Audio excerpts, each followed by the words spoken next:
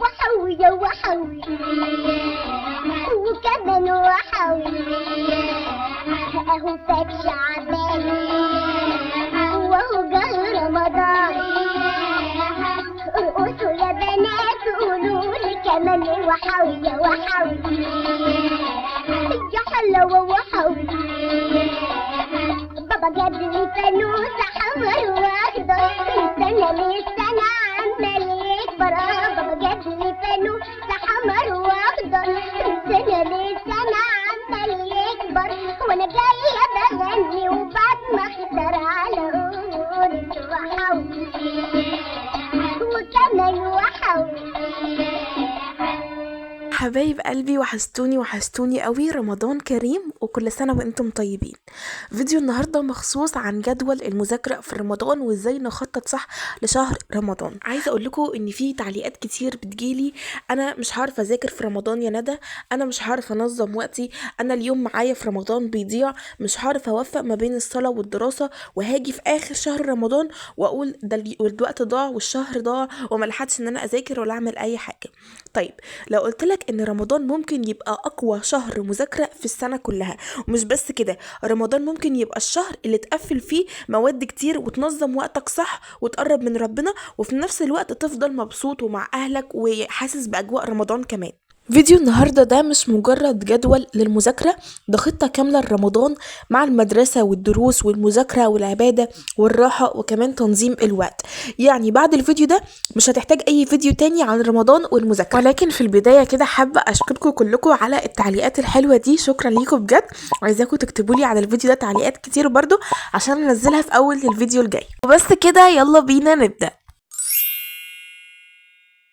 عايزاكم تنزلوا وتقولوا لي في التعليقات مشكلتكم في المذاكره في رمضان هي ايه. كل واحد فينا عنده مشكله، فيا ريت تكتبوها لي في التعليقات وتقولوا لي انتوا مشكلتكم ان انتوا بتكونوا مكسلين، ولا مثلا بعد الاكل بتتقلوا فبتحسوا انكم مش قادرين تذاكروا، ولا ان انتوا بتكونوا جعانين وهبطانين طول اليوم. يعني اكتبوا لي بالظبط كده مشكلتكم فين في المذاكره في رمضان عشان نبدا ان احنا نتعامل معاها صح. اول حاجه لازم ان احنا نفهمها وهي ان رمضان مش شهر ان احنا نتعطل فيه، رمضان شهر التنظيم. الناس فاكرة ان الصيام ده بيمنع المذاكرة، ولكن الحقيقة ان المشكلة هنا مش في الصيام، المشكلة في اننا مش بنخطط صح لرمضان. وعشان كده عايزة اقول لكم ان اللي بيحط جدول صح في رمضان هيذاكر اكتر، هيركز اكتر، الوقت بتاعه مش هيضيع، وغير كده هيحس براحة نفسية طول الشهر. اهم قاعدة دلوقتي قبل ما نبدأ في اي جدول وهو ان انت تسأل نفسك 3 اسئلة. اول سؤال تسأل نفسك انا بكون نشيط ودماغي بتكون مركزة امتى، قبل الفطار ولا بعد الفطار. تاني سؤال تسأله لنفسك عندي مدرسة ودروس ولا لأ. يعني لو انت طالب في 3 اعدادي او 3 ثانوي فطبعا مش هيكون في مدرسة، هيكون بس عندك دروس، فاسأل نفسك السؤال ده. تالت سؤال عايزاك تسأل نفسك انا عايز اذاكر قد ايه في اليوم، محتاج ان انا اذاكر 4 ساعات ولا 6 ساعات، محتاج ان انا اكثف شويه في عدد ساعات المذاكره بتاعتي ولا لا، انا بكون فاضي امتى بالظبط. دي الثلاث اسئله اللي احنا نسالها لنفسنا قبل ما نبدا في اي جدول. الجدول الصح مش نسخه واحده لكل الناس، ما ينفعش اعمل جدول ويبقى مناسب مع الكل، لا، الجدول الصح هو اللي بيناسب الطالب اللي عايز يذاكر. فالمفروض ان انت تقعد مع نفسك وتصمم لنفسك الجدول اللي هيناسب مواعيدك انت ومواعيد نومك وصحيانك ومدرستك ودروسك. وتعالوا دلوقتي بقى نتكلم عن جداول المذاكرة في رمضان. هجيب لكم 3 نماذج جداول وتختاروا منهم الجدول اللي يناسبكم. تعالوا بقى نعمل جدول المذاكرة في رمضان. عايزه اقول لكم ان الفيديو اللي فات انا قلت لكم فيه بالظبط على كذا نظام للمذاكره، وانتوا تختاروا النظام اللي يناسب معاكم في رمضان بالنسبه بقى للناس اللي عندها مدرسه وعندها دروس وعندها جامعه وكده. فقلت لكم على اكتر من نظام، لو انتوا ما شفتوش الفيديو روحوا شوفوه دلوقتي، هتلاقوني سايبه لكم اللينك بتاعه في اول كومنت مثبت عشان تختاروا النظام اللي انتوا هتمشوا عليه في رمضان. انا بالنسبه لي بقى حابه ان انا اعمل كده جدول للمذاكره في رمضان، وانتوا كمان برضو اعملوا جدول ليكوا علشان تقدروا ان انتوا تمشوا عليه وما يبقاش الموضوع معاكم ماشي عشوائي كده. اول حاجه بقى انا هعمل الجدول في الكشكول ده. محتاجه ان انا اسطر بقى اول حاجه كده خانه لليوم وخانه للمذاكره او المواد اللي انا هذاكرها.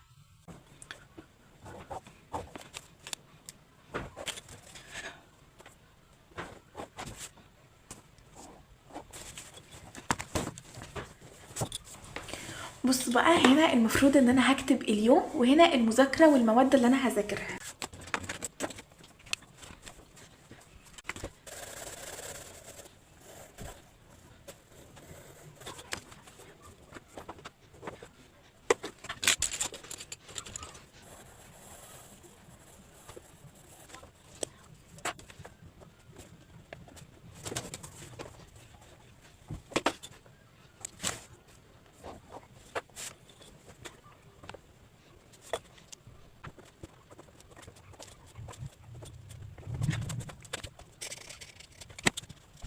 بصوا بقى، انا كده كتبت ايام الاسبوع. انا كتبتها من الخميس للاربع، وهبقى مثبته الايام دي. طبعا اول يوم رمضان هيبقى يوم الخميس، فعشان كده عملتها. وبعد كده الحاجات اللي هنا انا هكتبها بالرصاص عشان امسحها واغيرها تاني الاسبوع اللي بعده، فالجدول يبقى ثابت معايا. هنا بس اللي هيتغير، عشان كده هكتب بقلم الرصاص. تمام. هنا بقى الخانه الاخيره دي انا هخليها للملاحظات، عشان في حاجات انا هبقى عايزه اثبتها طول الاسبوع بس بجانب المذاكره، مش بس للمذاكره، يعني حاجات تانية اضافيه انا عايزه اعملها برضو في الجدول بتاعي، فهكتبها دلوقتي وهتشوفوها.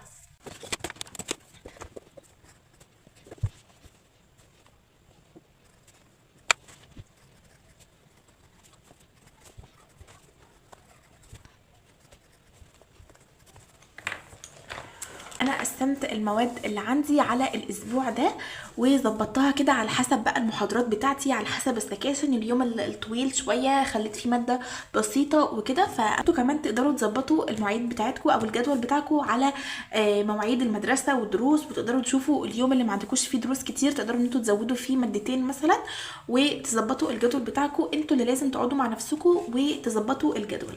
دلوقتي بقى تعالوا نكتب هنا الملاحظات اللي انا عايزه اثبتها كل يوم ان انا اعملها بجانب الجدول ده.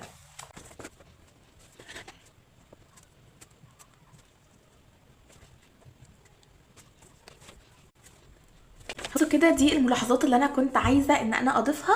طبعا تقدروا ان انتوا تستغنوا عن الخطوه دي، او لو في حاجات اساسيه انتوا عايزين تمشوا عليها كل يوم وما تنسوهاش، تقدروا ان انتوا تضيفوها كده في اخر الجدول عشان تكونوا فاكرينها دايما، والجدول طبعا يبقى قدامكم على المكتب، فتبقى الحاجات دي بتفكركم بيها. فاهمين قصدي ايه؟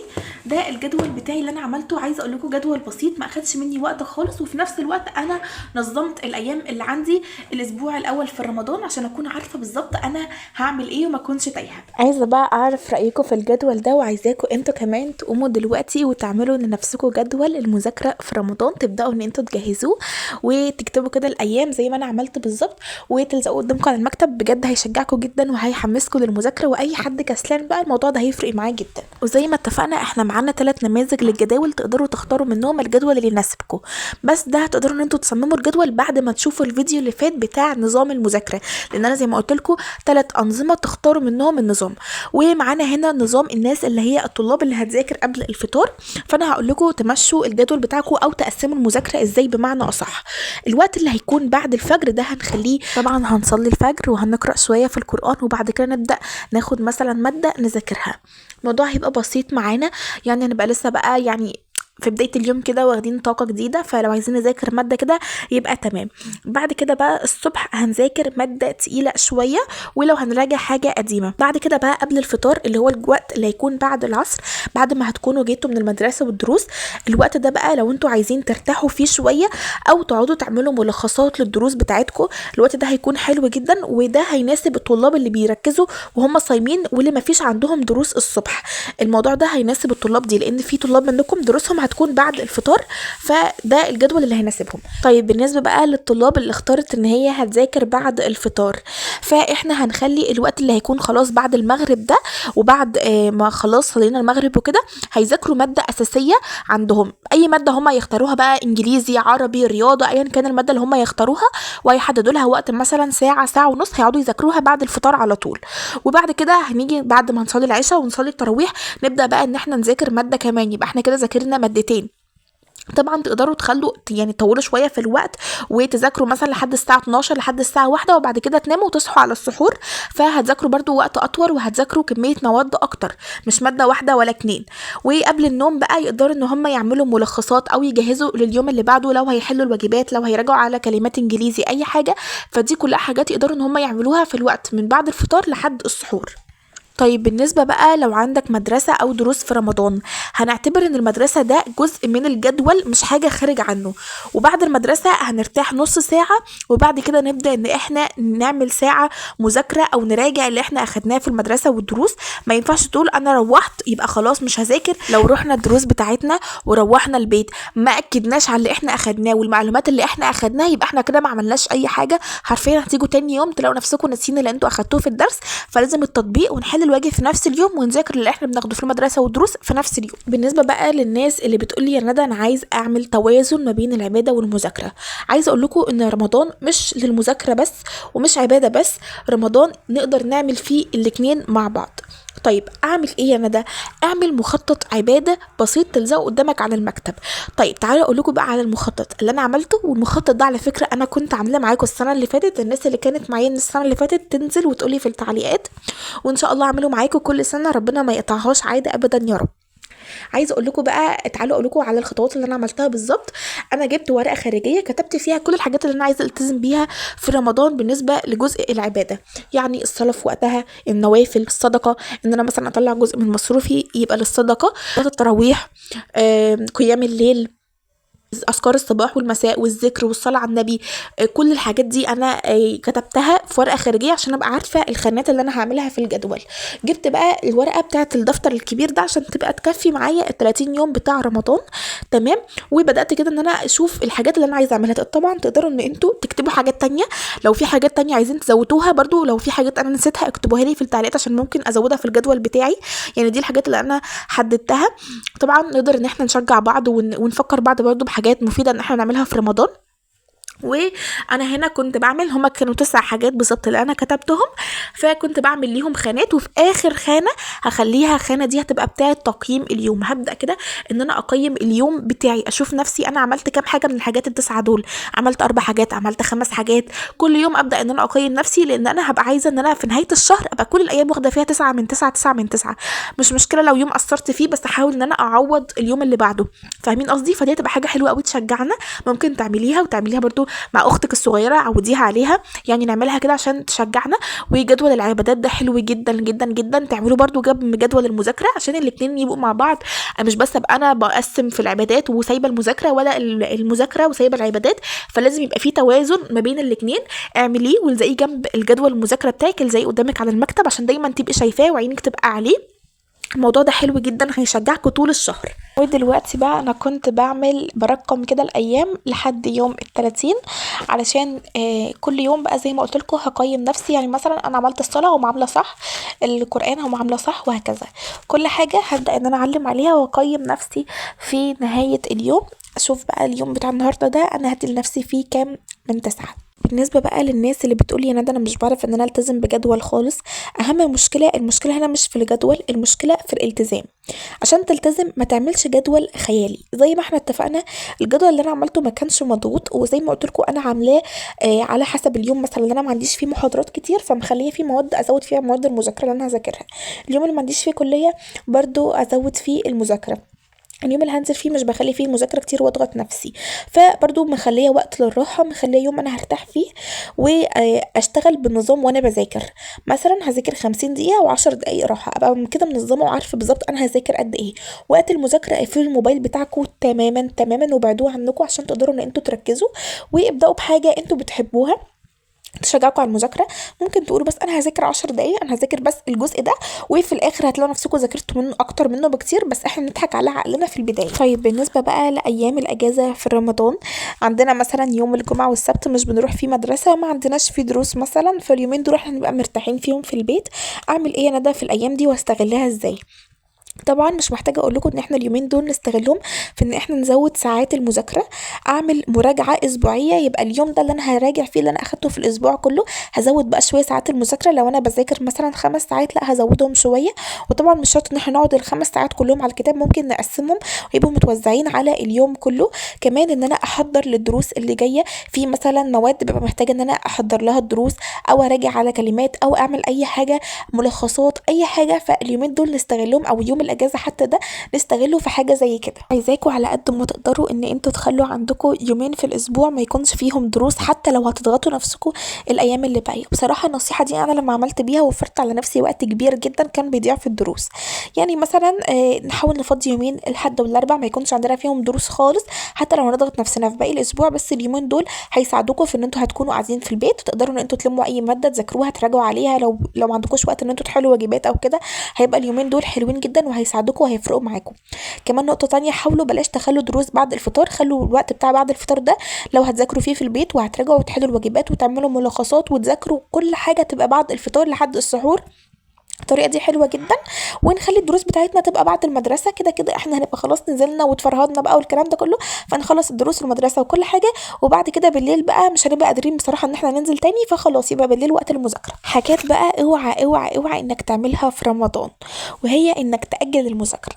صدقوني لو بداتوا تاجلوا من البدايه هتيجوا تلاقوا نفسكم على اخر رمضان انتوا طالعين مراكمين حاجات قد كده في كل ماده ومش عارفين تعملوا ايه، وهتيجوا تقولوا لي يا ندى الحقيقه احنا عندنا تراكمات كتير، اعمل لنا جدول لم التراكمات يا ندى وخطة الانقاذ والكلام ده كله. فاحنا من البدايه بلاش تاجلوا المذاكره، اللي ناخده في الدرس نروح نذاكره، نخلصه نراجعه اول باول، عشان ما نجيش في الاخر ونلاقي قدامنا حاجات كتير واحنا مزنوقين فيها ومش عارفين نعمل ايه. من البدايه كده حاولوا على قد ما تقدروا اللي يخلصوا النهارده يتذاكر في نفس اليوم. اوعوا ان انتوا تفضلوا ماسكين الموبايل، هتضيعوا اليوم كله يا جماعه، هتضيعوا وقت العباده ووقت الصلاه. وطبعا رمضان مش ان احنا نفضل قاعدين ماسكين الموبايل ونتفرج على المسلسلات والكلام ده كله، لا طبعا محتاجين ان احنا يعني نقرب من ربنا اكتر في الشهر ده، واي حاجه نفسنا فيها ندعي بيها. وكمان ده بجانب ان احنا عندنا مذاكره ودروس، ومحتاجين برضو ان احنا نذاكر عشان الناس اللي وقعت نفسها في الترم الاول ودرجاتها ما كانتش احسن حاجه نعوض الترم التاني، وبرضو الناس اللي كانت درجاتها حلوه تفضل على نفس المستوى. فدايما كده زي ما بقول لكم، رمضان فرصه عمرك، لو نظمت وقتك صح هتطلع من رمضان اقرب لربنا، درجاتك احسن، نفسيتك احسن، واثق من نفسك جدا. دلوقتي بقى عايزاكم تقولوا لي في التعليقات انتوا في انهي مرحله، اعدادي ولا ثانوي ولا ابتدائي ولا جامعه؟ يعني اكتبوا لي كده انتوا في مرحله ايه، واللي هلاقي المرحله بتاعتهم كتير قوي في التعليقات ده اللي انا هعمل لها فيديو مخصوص واتكلم عن المذاكره في رمضان مثلا لثالثه اعدادي، لو لقيت ان اكتر التعليقات لثالثه اعدادي او لثالثه ثانوي، يعني على حسب التعليقات الكتير هتكون لانهي فئه، فدول اللي هيكون ليهم فيديو مخصوص عن ان انا هتكلم عن المذاكره في رمضان ليهم، وكمان جدول للمذاكره، وهتكلم عن نصايح كتير ليهم. فعايز اشوف التعليقات كده انتوا انهي مرحله اكتر، واكتبوا لي بقى تعليقات كتير علشان اشوف الفيديو الجاي هيكون لانهي مرحله. لو الفيديو ده بقى عجبكم ما تنسوش اللايك اهم حاجه عشان يوصل لطلاب اكتر، واشتركوا في القناه عشان كل فيديوهات رمضان الجايه توصل لكم. وما تنسوش تقولوا لي في التعليقات عايزين الفيديو بتاع بكره يكون عن ايه. وبس كده اشوفكم في فيديو جديد.